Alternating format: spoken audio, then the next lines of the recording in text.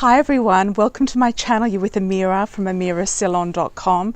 I wanted to give you my take on San Francisco, on dating, lifestyle and what it's like to live in San Francisco. I've been here for a while now.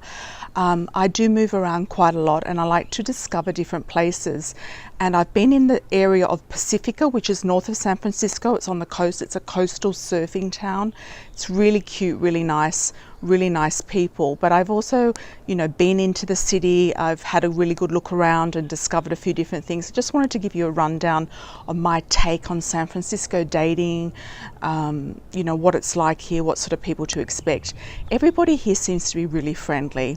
Everyone in San Francisco that I've met or, on the coastal areas have been really friendly. Pacifica is a nice town. It's really cute. It's about a 40-minute drive into the city, without traffic. And you really need a car, in and around San Francisco. If you're living downtown, you can probably get around without a car because you can walk, you can get public transit. There's quite a really good public transit system here from the outer areas around the Bay Area, what they call the Bay Area, into the city as well. So you can get by with public transit, but you would need probably a car to get to the public transit parking stations and then to get the BART, which is the train into the city. For me, the dating scene here seems a bit kind of odd.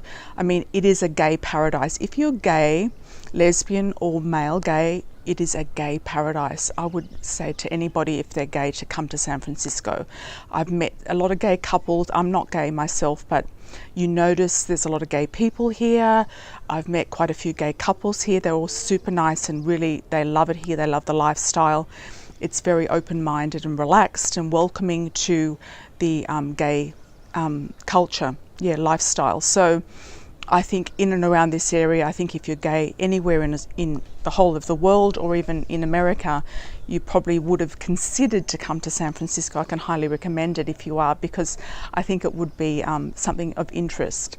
If you're also interested in business, money, career, anything to do with high business, money, career, I think San Francisco is also a very good area for people who are highly educated, who want to have a really good career or business. So I think that would also apply as well. If you're a workaholic, you can come to San Francisco or the Bay Area. You need a lot of money to live here. It's extremely expensive. So you want to be earning at least 6 figures or more, I think, to be comfortable here in the Bay Area. You don't want to be anything less than that. Most homes cost over $1 million and they're just little boxes and they're very close together and not even that exciting or even that attractive. So if you're buying a home, renting a property is also extremely expensive as well. So I would say if you're studying here, it might be a good place to study and get launched here. Or if you are, working here, I would say I wouldn't want to be working here unless I was on 6 figures, really. You just need a lot of money here. Parking is a pain and also the traffic is a pain as well. So parking is kind of not really on par with Sydney. I think Sydney is more expensive if you're comparing Sydney and San Francisco, but you can find parking stations that are like $30 for a couple of hours or even more, more for the day, or you can get maybe during the week parking in the city downtown somewhere for the day $30 or a bit less than $30. You could shop around and find something down there, but the metered parking, you have to move your car all the time. You can't stay in the one spot or you've got to top up the meter. It only takes a certain time. I think it's 2 hours max on the metered parking, and there's very few places you can park for free. And that is even in some places on the coastal areas as well. There's not many places you can park for free. There's some, but there's not many. But so you need a car and it's expensive and the traffic is a pain. So you're always going to be looking at commuting, especially if you're going to be working somewhere outside. You're going to be commuting into the city or commuting to your job or commuting to San Jose or commuting to one of the, cities around the Bay Area.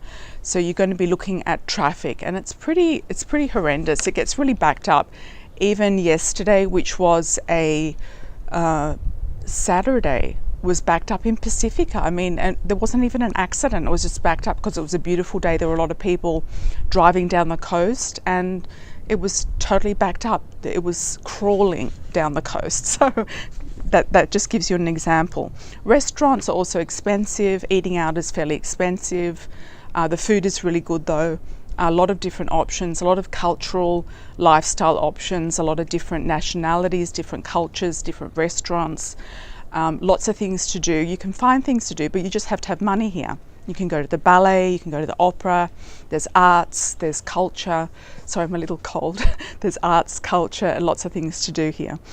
I'm cold. It is the beginning of spring, and I'm in Pacifica outside in the morning. It's probably about high 60s, in the 60s, so that's sort of like low 20s, yeah, or high teens in Celsius.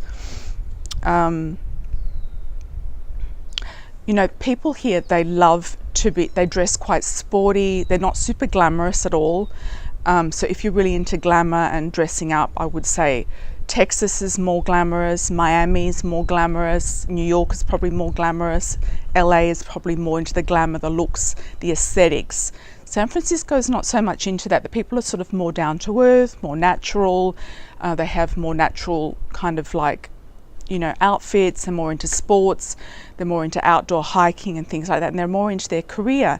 And I found that dating here, a lot of the people seem to be very busy. So I think a lot of people are not focused at all on dating.